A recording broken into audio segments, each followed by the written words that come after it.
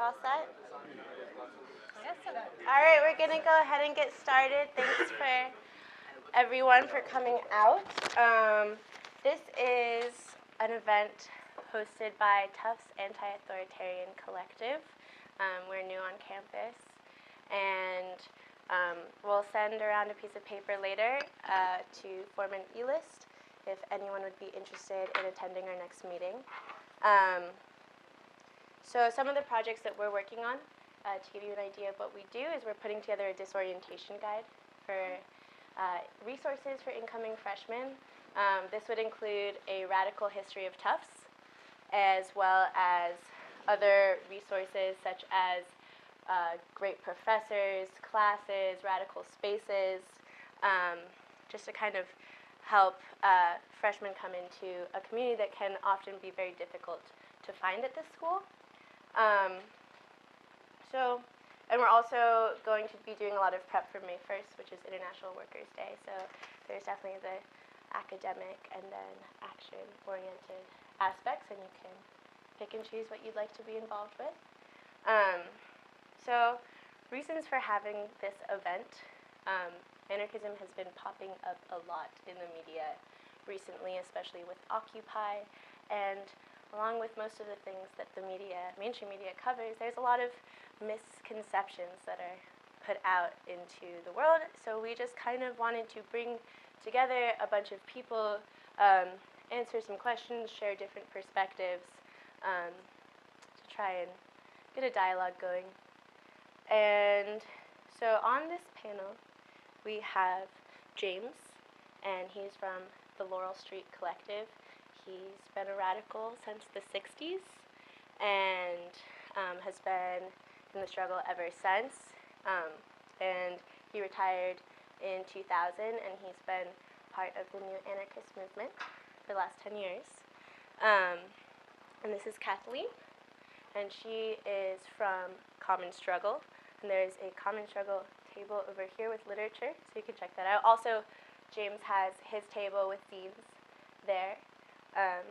So give those a look as well. This is Noam. He is at Brandeis, where he is a member of SJP, which is Students for Justice in Palestine, as well as Jewish Voices for Peace. And he's Israeli, and in Israel he's a member of Anarchists Against the Wall. And this is Elizabeth, and she is a grad student at Simmons. She's an anarcha-feminist. Works on a wide variety of different projects. And next up is James. See how this works. This first time I've done the videoing myself. So it might be blank. Who knows? All right. How extraordinary this is. 10, 12 years ago, I would never have dreamed that I'd be facing an audience of 40 people who might be interested in anarchy. It's the most incredible thing, because I lived 20, 30 years in the counter-revolution. Nothing was happening much of anything. So here we are, and anarchy is alive and well. So, and I've got some stuff. I always load people down with literature. So I did this bibliography, and I just got it done in time for the meeting tonight. So this is really a first draft, and I'd like to ask you not to copy or circulate this.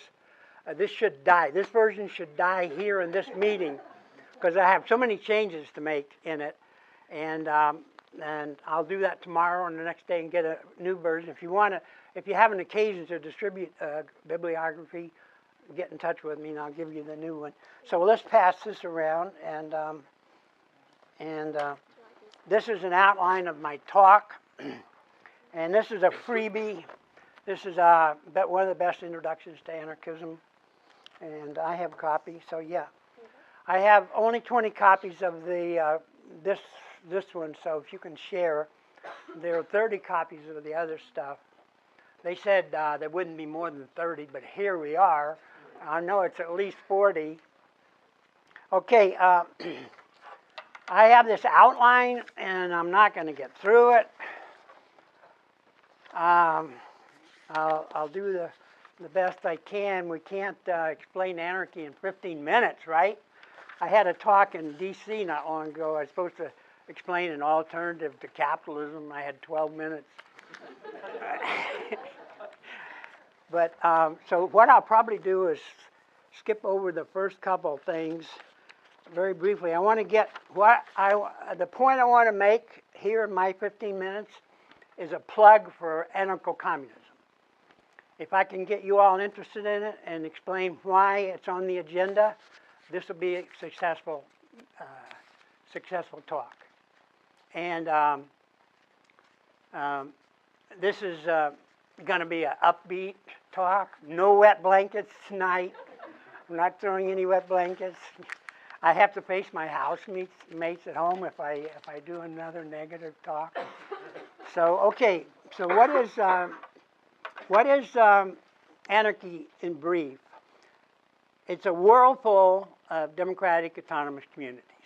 That's the short definition. I did 5 weeks at Occupy Boston, so I got skilled at explaining anarchy in a short time. So a world full of democratic autonomous communities without states, capitalism, or religion. So traditionally, anarchists have hated states, capitalists, and God. So we have two revisions.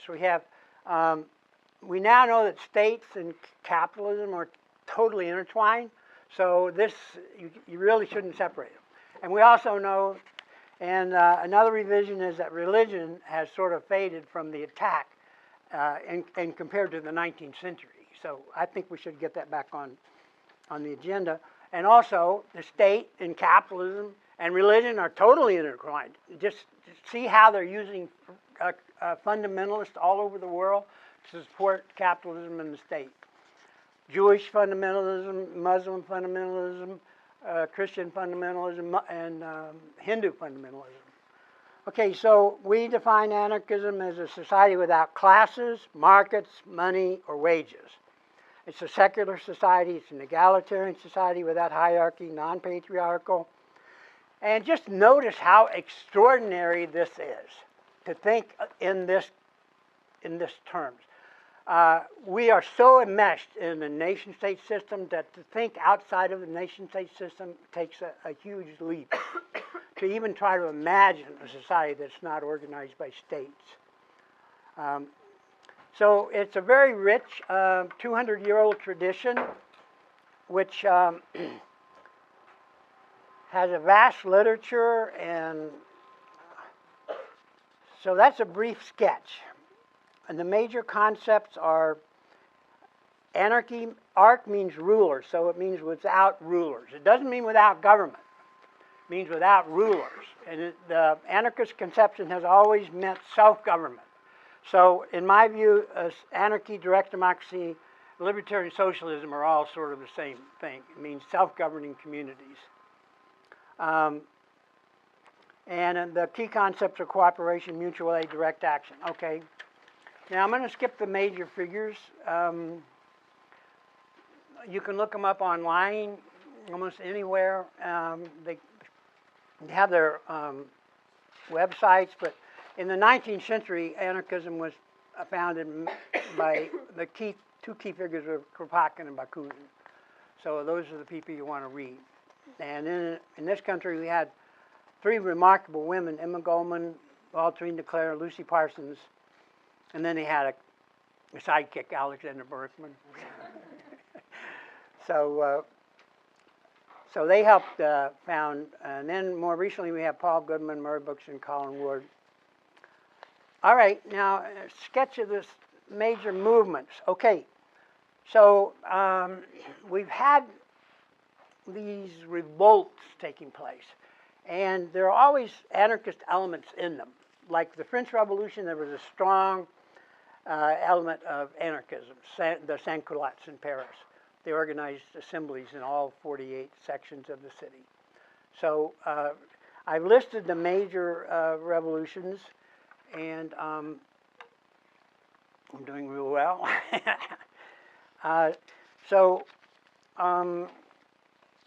The greatest historical anarchist revolution was Spanish Revolution 1936, 1939. But there were previous ones, like in the bibliography, one of the changes I have to make is I didn't list the Ukrainian Revolution as a separate category.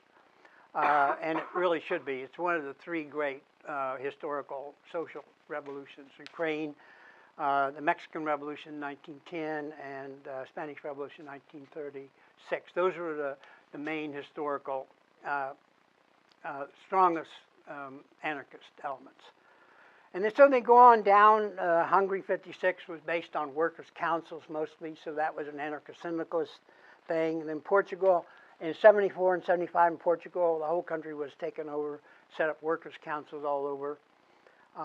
Poland in 1980, they didn't have councils, but they had solidarity. It was a union-based revolution.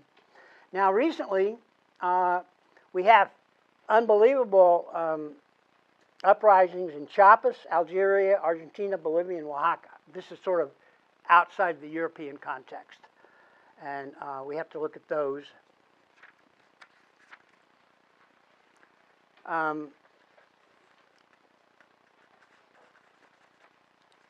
The Algerian one is not very well known. I listed a work about it in my bibliography.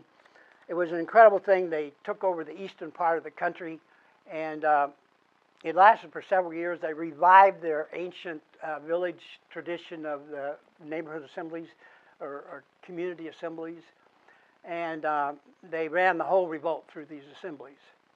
And they burnt down all the police stations in the country and all the election offices, and they drove the police out, and it was just an unbelievable uprising, and it lasted several years. But they got sucked back into electoral politics at the end. So that's happened in all of these actually. Argentina, Chiapas, Bolivia, they all get sucked back into electoral politics. Now, non-Western anarchism is something that needs a great deal more study, because throughout the European expansion, there have been incredible movements of resistance to capitalism and colonialism. So those struggles haven't really been written up too much, but they're there. Okay, so I want to get to, this is, okay, section 5. This is where I want to make my pitch. If you look at the ruling class social philosophies, they're dead. Conservatism, liberalism. And the reason why it's hard for us Americans to think about these clearly is that the United States is unique, and in the sense that we never had a feudal society, we never had a landed aristocracy. It was a capitalist society from the beginning. So we never had European-type conservatism. That meant going back to the old order, conservative. But then as the 19th century went along, conservatives got mixed up with free market ideology, and so they did that. And liberalism was the same thing. It began as sort of civil liberties and all that, and then got mixed up with free market ideology. Basically, European liberalism is free market ideology. And that's why the capitalist offensive in recent years is called neoliberalism. But that doesn't have any meaning for Americans, because for us, liberalism means the welfare state. So that's very confusing. In the United States, what we know as liberalism in Europe is really social democracy. It's the government having programs to help people. And this was put into effect by the labor movement. It wasn't a ruling class thing. They were forced to do this. But it became part of their... Okay, so if we look at the strategies that have resisted this, there are two main stated strategies: Lenin, Bolshevism, and Kautsky, social democracy. These were anti-capitalist strategies that thought you could get to communism by capturing the state and using the state to eliminate capitalism and get to communism. Communism back then meant no states. In the early 19th century, all anti-capitalist communists were anti-statist. All right, And so both of those have failed, I argue. And my friends have heard this story many times. I'm sorry. But, here we go again. New group of people. So, okay, the anarchist strategies sort of got sidelined for 100 years because of the hegemony of Marxist-Leninism. So it's only recently, with the collapse of the Soviet Union and the clear awareness that social democracy in Europe has failed, and the ruling class is rolling back the welfare state, even in the stronghold of Europe, and that's what's going on now, all these austerity programs. But anyway, for 100 years, beginning in the late 19th century, 1890 or so, anarchists were on the historical stage in the form of anarcho-syndicalism. That means workers' control. They focused on building unions and focused on getting control of the workplaces. That's anarcho-syndicalism. And so that was a key element in all of these revolutions that I mentioned earlier. And a few of them, like in the Ukraine and Spanish Revolution, Mexican Revolution, also had community elements. But so in a way, anarcho-syndicalism has failed. And that's why I argue that anarcho-communism is on the agenda, historical agenda for the first time ever, really. We have a golden opportunity to advance this conception of how we can organize society. And it's a very rich tradition. I urge you to study it and try to cast your thinking in the framework of this tradition, anarcho-communism. That doesn't mean the workplaces are eliminated. It just means that the focus of decision-making shifts to the community. Under anarcho-communism, the decision-making was made through the factories and the workplaces. You have councils in the factories, and they federate into a decision-making structure. And in anarcho-communism, the key decision-making unit is the community. And it's much. There are a lot of problems to work out, like the market and how we exchange goods without the market. And of course, anarchists have always argued that we don't want to have money, but I haven't been able to find a really good essay on how we get rid of it. I'm working on it. I asked David Graeber this question, he wouldn't answer it. Maybe he's too smart, he's a lot smarter than me. So, all right, well, that's my pitch on anarcho-communism. And I think it's the only living, viable social philosophy. The rest of them are kaput. We're living in a time when capitalism is operating without a veneer. It's just the screen has dropped from capitalism. So that everybody can see that they're ripping us off, you know. And the justifications they've had, the philosophies, they just don't work. And I think that's one of the big things that's happening is that the world is undergoing a sea change where we have a new anti-capitalist and a new anti-statist movement emerging because people are realizing that the states are not doing anything for us. These governments are not doing anything.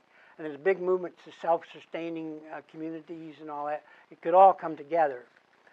So I've got 2 minutes, and we'll have to skip anarchism in North America. That's where we are, right? But, well, you can read my notes there on, I'd like to talk about issues that divide, but I want to end on a positive note that it's a window of opportunity, and we're going to take it.